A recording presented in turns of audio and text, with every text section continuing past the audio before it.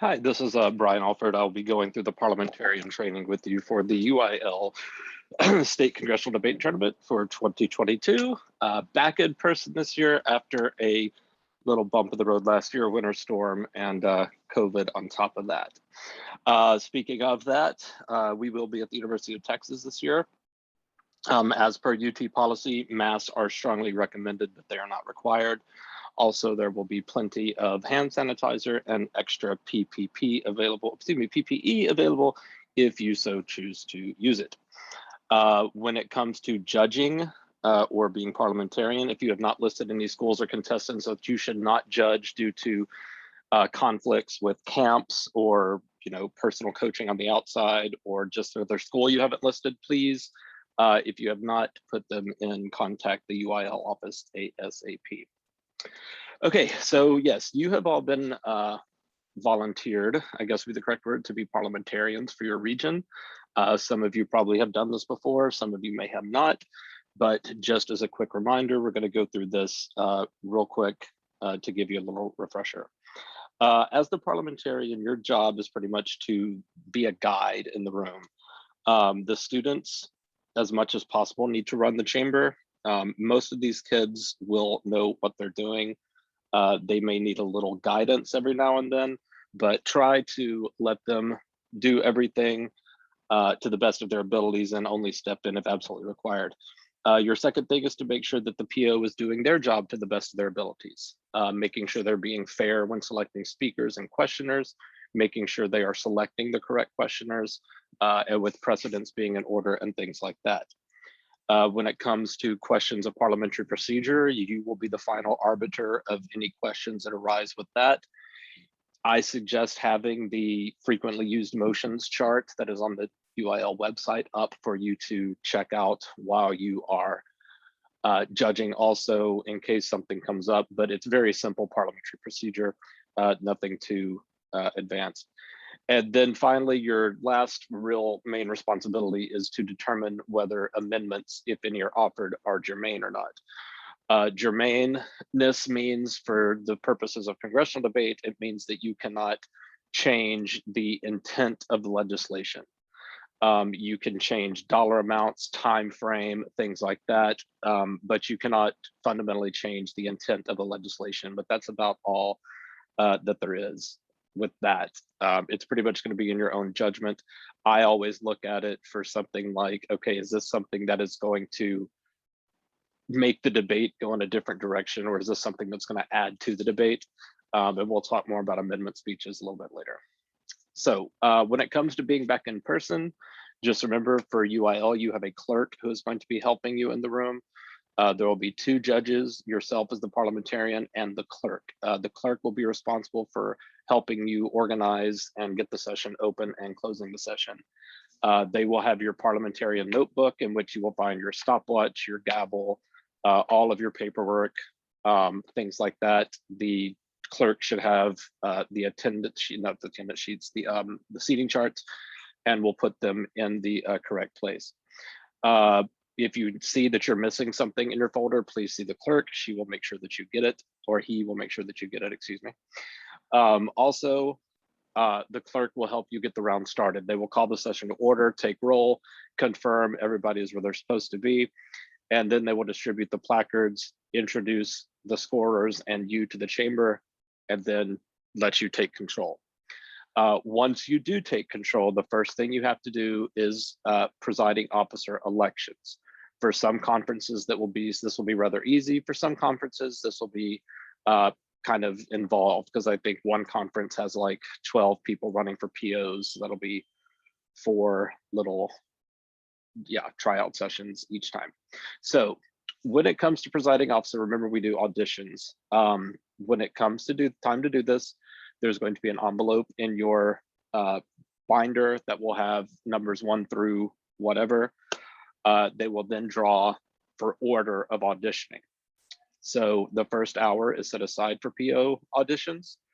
If there are 2 candidates, they split the time evenly. So 2 candidates would be at half hour each, 3 candidates would be 20 minutes each, 4 candidates would be 15 minutes each. If there happens to be a room with 5 PO candidates and they're all running, they yeah, they have to do 12 minutes each. So that's how that's going to go. So remind each candidate before auditioning that they need to keep their own precedence chart. Do this before you even start. Tell all the PO candidates, hey, do your own precedent sheet, because the person before you is not responsible for keeping precedents for this. They should keep precedents with questioning and with speeches. The first nominee who goes up should set the rules of the day. And as the parliamentarian, you need to make sure you are carefully timing each person's tryout period so you can make sure that they are getting a fair amount of time. Now, you don't want to stop somebody in the middle of a speech. You want to find a natural break in debate, preferably after a questioning period. But if you need to, use your own judgment on that, but try to make sure they have as close to the same amount of time as possible. At the conclusion of each person, thank them for auditioning, tell them, Representative Smith, your auditioning period has come to an end, and now Representative Jones, will you please take the chair? So however you want to announce that, it's totally fine, but just make sure you're repeating their names so the kids will know who is who when it comes to electing. It helps a little bit. Once your hour is up and all the nominees have did their audition period, you will call them to the front of the room. In the order that they auditioned, you will have them or give them 30 seconds to reintroduce themselves to the chamber and give a brief campaign speech. They'll have 30 seconds each for that. Please, again, make sure you time it in case somebody decides to be a little long-winded. Once that is done, you can conduct the vote. Since it is secret balloting, you can leave the POs in the room because they'll be writing their PO selections down, and of course they can vote for themselves. So you'll give each member a voting slip, have them write one person down for PO and return it to you. Please tell them that any ballot that you cannot read or any ballot with more than one name will not be counted. The clerk will help you collect and count votes, and the vote must be a majority of the chamber. So if no person receives a majority the first go round, you can drop the candidate with the lowest number of votes and then rerun the election again with that person out and see if you get a majority. If not, again, take the lowest person out, run it again until you get a majority of people in the room. Once you get that and you end up finding out second place, you will say, okay, so your two POs are going to be this person and this person. And the candidate who receives the most votes will have the choice of serving for PO either in the morning or the afternoon session. The runner-up candidate will serve in whichever session is left. Of course, if there is only one PO candidate, that person will serve all day. And remind the students before PO elections start that only people who are selected to be PO in preliminary sessions can be PO candidates for the final sessions. So once all that's done and you have your PO assignments made, please introduce the PO representatives. Your PO is Representative so-and-so, and he now has, or he or she now has the floor, and that's where they will take over.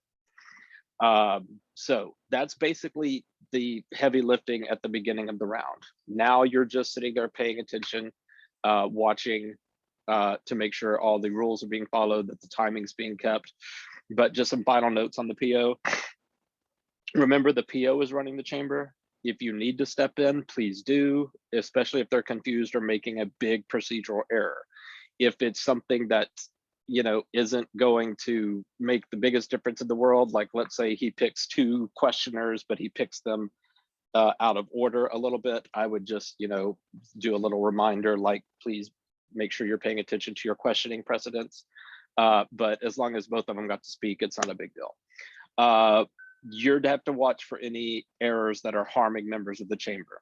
Like if one student is standing up to speak repeatedly and they are not getting selected, you may want to, especially if this person, if you notice that it's kind of blatantly being ignored, you may want to address it. I know we've had some instances where you would have a guy PO who would pick solely guys for the first half of the room, and then a girl PO would pick only girls. But I hope we've come past that. So yes, just make sure that any errors or issues that are harming members in the room that you address. Again, if you have a strong PO, this is going to be a very easy job. If you have a PO who is less knowledgeable about Robert's Rules of Order, parliamentary procedure, and how Congress works, it could be a longer morning or afternoon, let's put it like that. I also would like, we would like you to make sure you remind the judges, and for yourself also, the PO will be ranked along with the other legislators. So you need to take their knowledge into account when you are ranking, because we've all, as coaches, if you're a coach, you hear it all the time about people being scared to be PO because they're scared they won't get ranked. But as long as we keep reiterating to the judges and the parliamentarian that, you know, if the PO does a good job, they should be ranked. Hopefully this will end the era of people not POing because the judges don't know to rank them.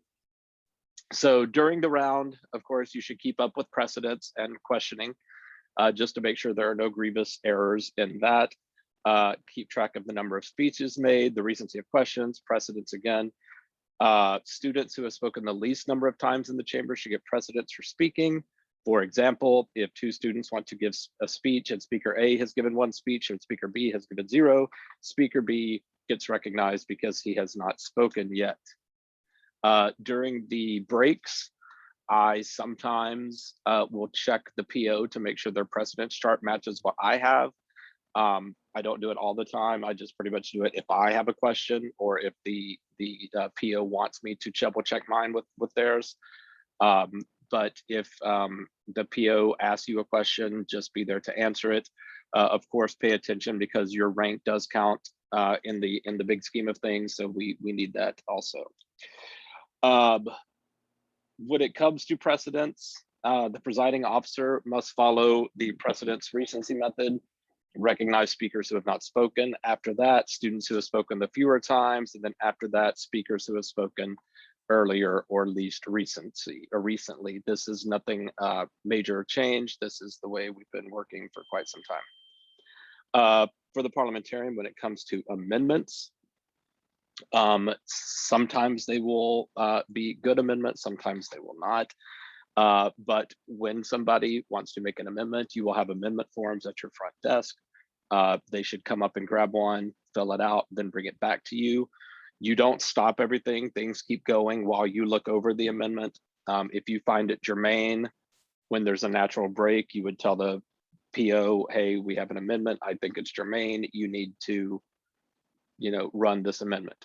So make sure you familiarize yourself with the amendment process when it comes to assisting the PO. Some POs are fairly knowledgeable about it, some are not, and even some parliamentarians are not super knowledgeable about it.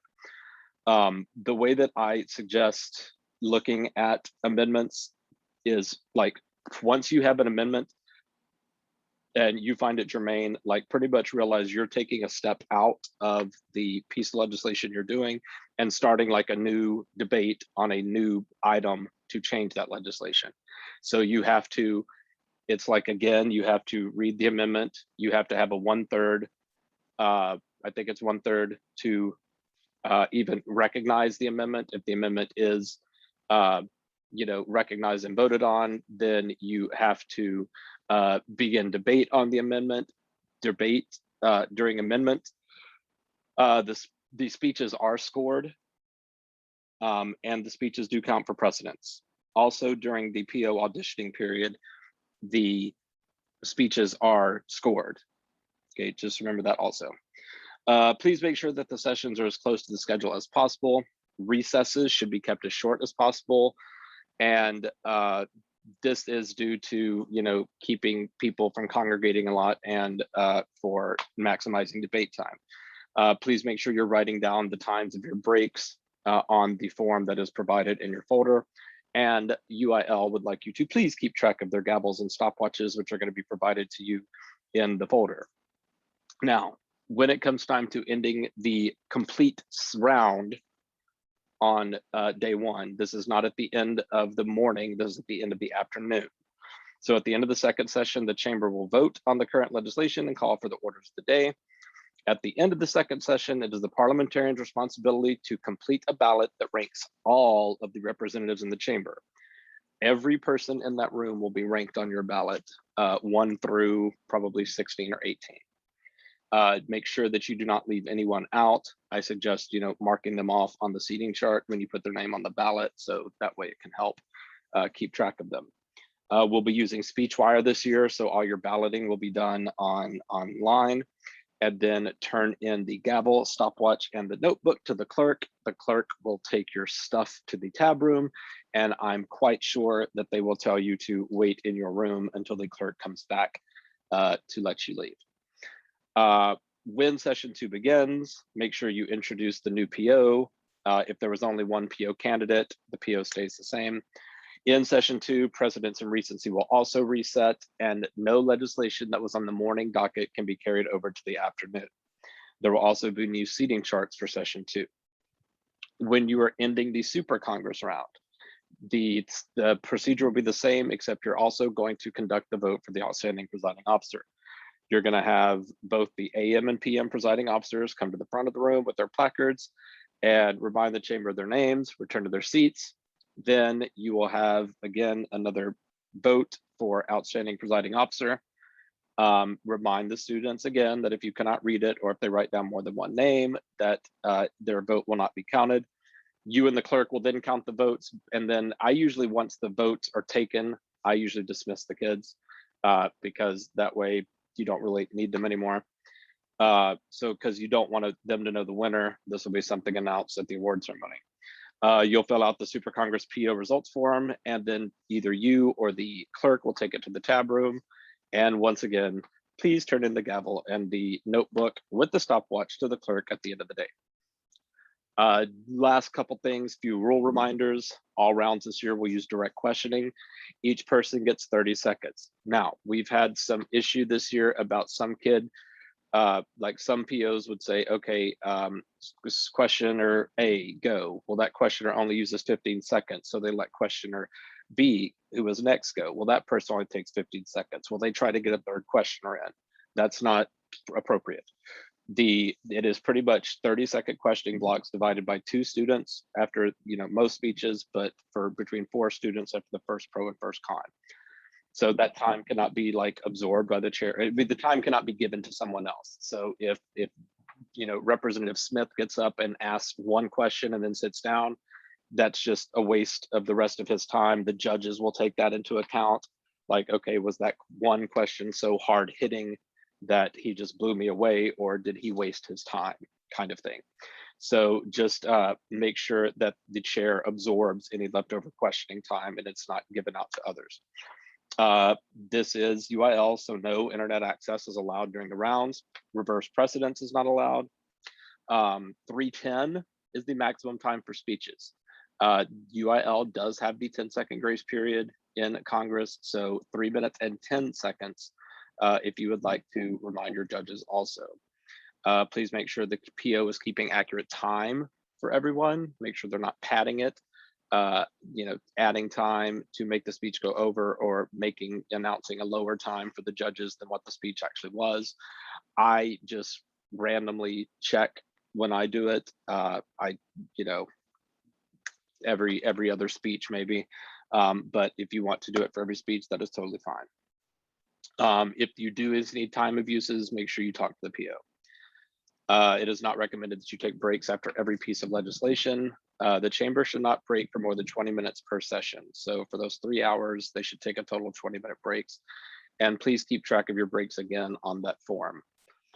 In your packet, there will also be a copy of the Constitution contest rules in case you need to refer to it during the session.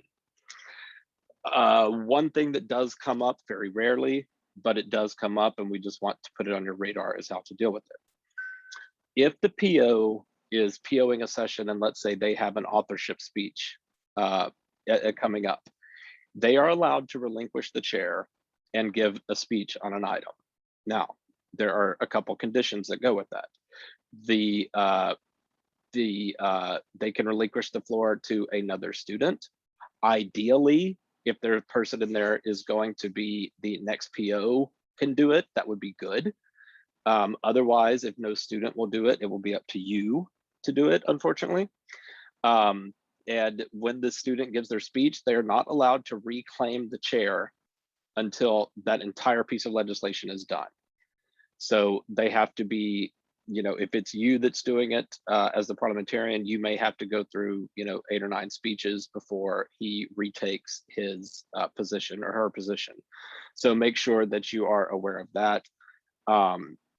But that's the only time they can retake the chair. Now, it doesn't have to be for an authorship speech, but that's usually the only time they'll do it. I would find it very strange if someone just really wanted to speak so bad on something, they relinquished the chair to give anything but an authorship speech. But hey, stranger things have happened. All right, last couple of things. Are amendment speeches scored? Yes, they are, and they count in precedence. We went over that. So when you, make sure that those amendment speeches are counted. Who gets authorship or sponsorship speeches? If the actual school is there who wrote the legislation, they get the authorship. If the school does not have a rep in the chamber, however, someone from that ESC region is in there, they can give the sponsorship. Otherwise, it just turns into a first affirmative and anybody in the room can give it. Can the PO consider a previous question if there are still speakers who want to speak on a piece of legislation? Yes, it is up to the chamber. That's what this is, a majority kind of rule thing. If there are 4 or 5 speakers that want to speak, but 12 people vote to move on, that's 2/3, you move on. If the chamber wants to vote it down, they will vote it down. But leave it up to the chamber. There is no rule that says, no, we can't move to the previous question. You can't vote on it because someone wants to speak. If they want to vote to move on, they can vote to move on. Can students suspend the rules to skirt UIL rules? No suspension of the rules is allowed. And finally, are chambers open? Yes, chambers are open. So I think that is all the information we have for you. If you have any specific questions before the contest, you can contact the UIL state office at that email, or you can contact me at balford@csisd.org. I hope this was short enough, and good luck, and thank you for serving as parliamentarian at state this year.